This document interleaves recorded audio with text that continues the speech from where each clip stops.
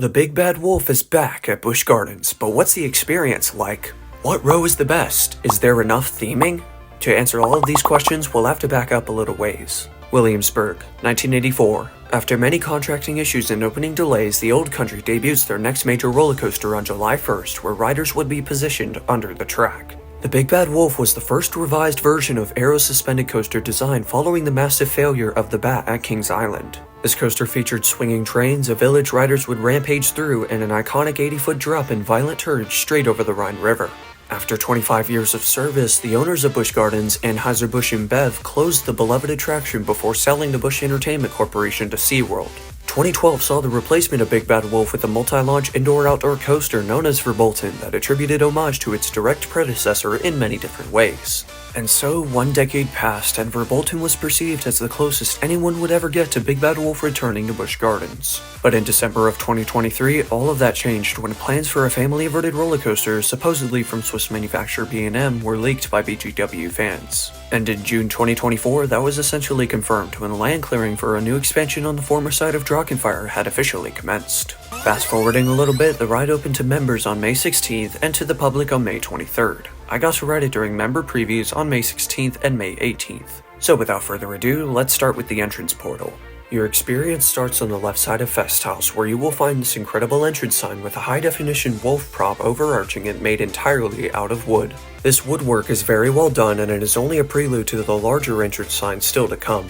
You then pass a decently sized bell tower on your way under the first entrance portal, which is modeled nicely after the village architecture seen in the trailers. One winding path later, and you encounter the entrance plaza, with the station and first lift hill to the left and a larger entrance portal proudly showcasing the ride's lengthy name.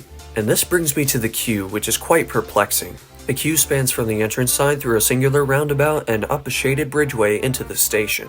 Yeah, this is probably the shortest queue line I've seen since Backlot Stunt Coaster. In all seriousness, I don't really understand why they made the queue so short. Perhaps they plan to use the first entrance portal and/or pathway to the ride as the primary section of the queue, but even then it's still not enough for a brand new ride.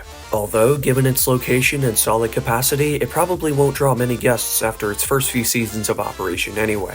Hopefully they add more theming to this queue line too, because this and the entrance plaza looked somewhat empty and unfinished during the member previews. Moving to the station, they essentially put as much effort into theming this station as they did with the Nessie renovation. It looks pretty nice, especially when you're in the station, and I love that they reused the building that Drachenfire once called its home block.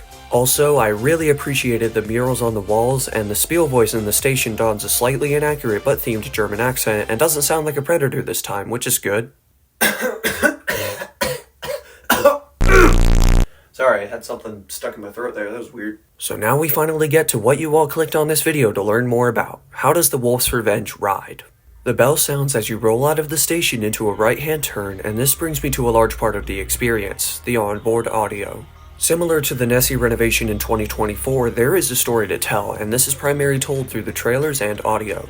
But unlike Nessie B2, you physically cannot understand the storyline going in blind because the audio exclusively consists of sound effects relating to the story and some soundtrack scoring.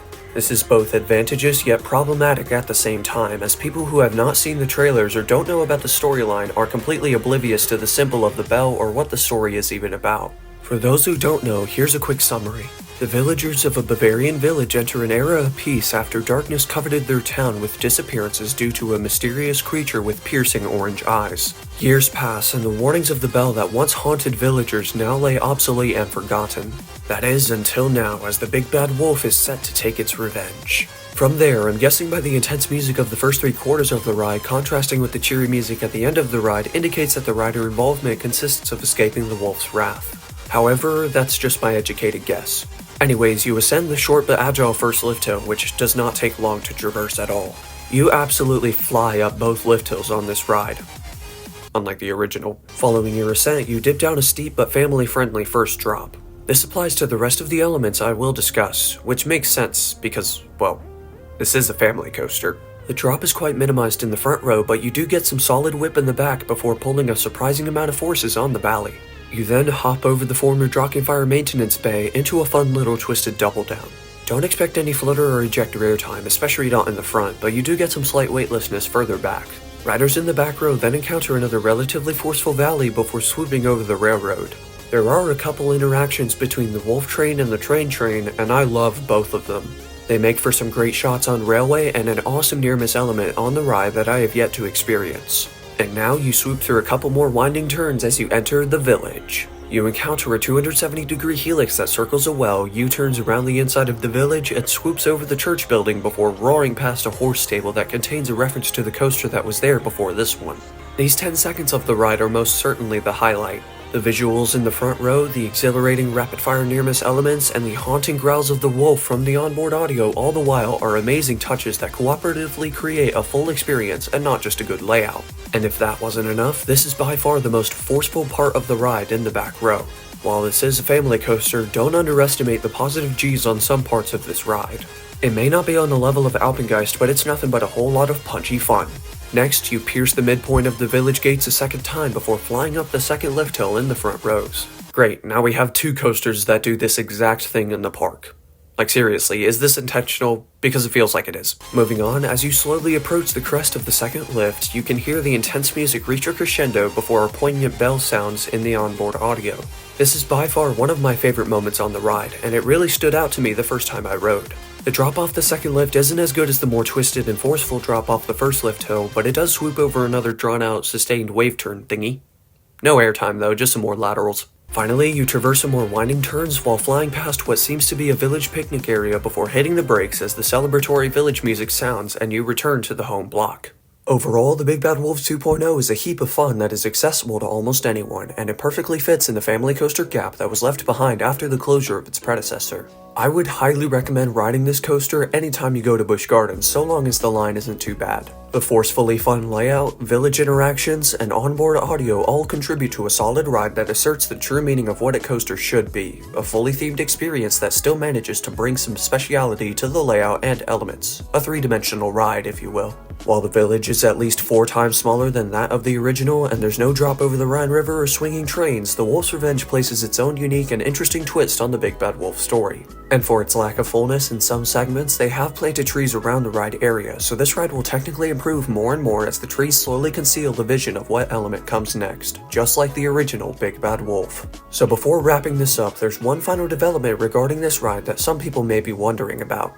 In recent years, B&M's reputation for delivering smooth, quality roller coasters to their clients has been tainted. Numerous projects such as Nemesis Reborn and Rapterra have been criticized for a noticeable rattle or bounce that is far from present on other rides built in previous decades. So that begs the question, does the Wolf's Revenge have a rattle? Absolutely not.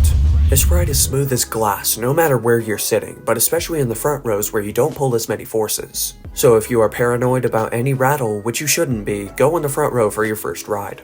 As for how I'd rate this coaster, I'd give it a 7 out of 10 overall, but it's a 9 out of 10 family coaster, easily. My first thought immediately after hitting the final brakes on that first ride was immediately better than Dark Coaster. They did seem to rush the opening of this ride quite a bit, so there may still be some queue elements left to be placed in following my rides and initial thoughts on it, but if that's true, I could see this surpassing the likes of Invader and Tempesto. This would place it number 7 out of 11 coasters in the park, in my personal opinion. In terms of a full themed experience, it's miles better than those 3 I mentioned. Tempesto has more forces and thrills to offer, but Wolf's Revenge has the theming and the roomy trains, so I think it gets the edge on Tempesto for that reason. So what do you think? Have you gotten the chance to ride Big Bad Wolf? I don't want to say the rest of the name.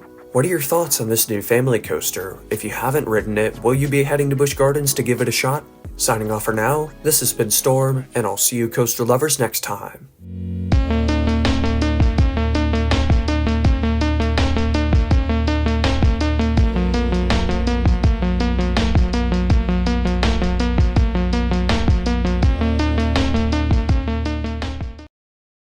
Don't expect any floater or ejector airtime, especially not in the front row, but you do.